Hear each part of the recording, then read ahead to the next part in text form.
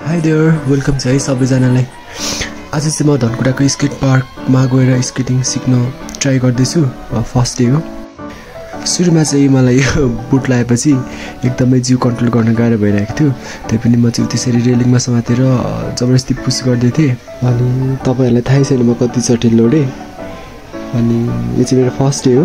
अनि डे 2 अनि day 3 day 4 चाहिँ म एकैचोटि सेकेन्ड भ्लगमा अपलोड गर्छु।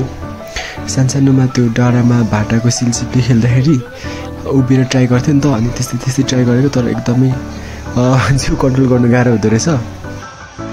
तर मैले एकछिन पछाडि चाहिँ जबरजस्ती ट्राई गरेर हिम्मतले नै भनौँ न, जबरजस्ती हिँड्न खोजेँ, ट्राई गरेँ।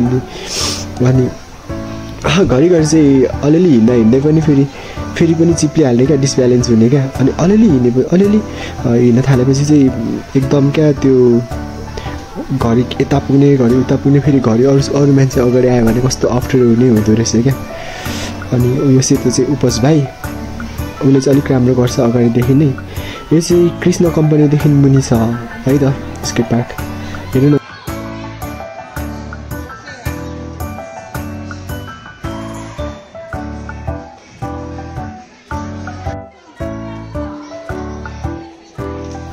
अनि सेकेन्ड डे चाहिँ भन्नुपर्दाखेरि म अर्को भ्लगमा अपडेट गर्छु।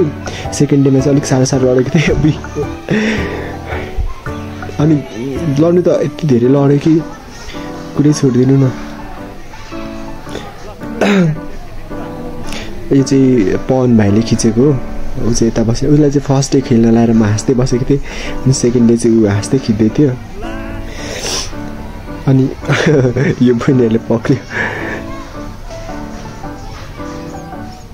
उपसले त राम्रै खेल्छ नि त। अनि हेर्नु है,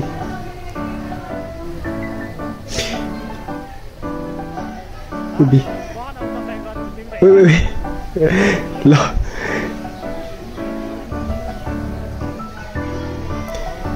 ल ल ल ल। तर यस्तो नी प्याडहरू र यस्तो हातमा चाहिँ लाउनै पर्ने रहेछ। अनि हत्केला पनि लागेको थियो। त्यस्तो बिना चाहिँ फेरि एकदमै घाइते नै हुन्छ होला। तपाईँहरूले पनि त्यो चाहिँ बी केयरफुल हुनु होला।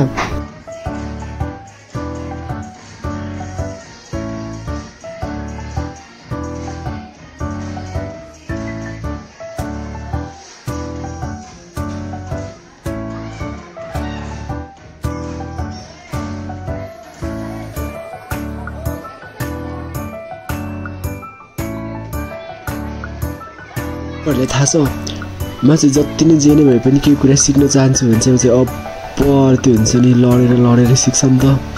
अनि सो म चाहिँ यस्तै गर्छु क्या, जति नै लडे पनि उठ्छु क्या।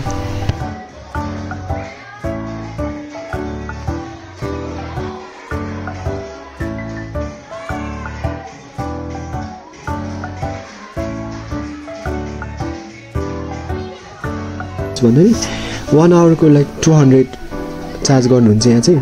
अनि ठिकै लाग्यो अब पहाडमा यतिको राम्रो फेसिलिटीहरू। भाइ पनि लड्यो। भाइ चाहिँ अलिक कम लडेको, म चाहिँ अब धेरै नै लडेँ। तर जस मान्छेहरूले 3-4 सेसनमा चाहिँ राम्रै गर्दो रहेछ। अब त्यहाँ मभन्दा अगाडि कुदिराख्ने केटाहरू चाहिँ 2-3 चोटिमै राम्रोसँग थाल्यो भन्दै थियो। अनि यो काका 22 लेखेको भाइ चाहिँ एकदम हेल्पफुल। म तपाईँलाई उसको बारेमा सेकेन्ड भ्लगमा अपडेट गर्ने नै छु। तपाईँलाई कस्तो लाग्यो हाम्रो धनकुटाको स्केट पार्क, कमेन्टमा अपडेट गर्नु होला। मोस्ट अफ अल म स्केट पार्क धनकुटालाई धेरै धन्यवाद भन्न चाहन्छु। अनि हाम्रो इन्स्ट्रक्टर भाइ अनि इन्टायर स्केट पार्क धनकुटाको टिमलाई थ्याङ्क यू सो मच है त। यो चाहिँ सकिने बेलामा भाइ बहिनीहरूसँग यसो फोटो खिचेको। अनि भाइ बहिनीहरूलाई पनि धेरै धन्यवाद for support and all. Thank you so much everyone. अरूदेखि चाहिँ म मेरो भ्लगहरूमा प्रायः मैले सिक्दै गरेको कुराहरू अपडेट गर्छु। अनि लर्निङ प्रोग्रेसहरू हजुरहरूले देख्न पाउनुहुनेछ, बिहाइन्ड द सिनहरू है त। Thank you.